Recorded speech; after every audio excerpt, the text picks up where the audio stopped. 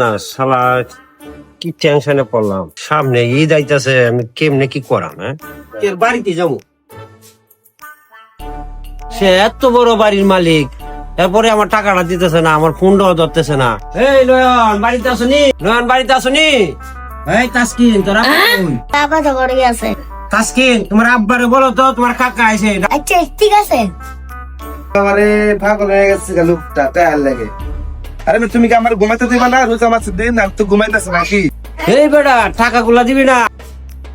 এই বেটা, তুই তো আমার ফোনই ধরস না, ফোন ধরস না দেখি তো তোর বাড়িতে আইস। আরে ভাই তুমি আমার তো কয় টাকা ভাই? 1200 আর 900, কত? 2100 টাকা পাবো।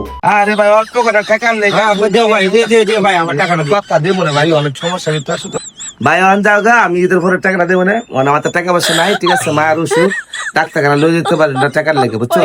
তুমি জায়গা আমি ঈদের পরে দেবো।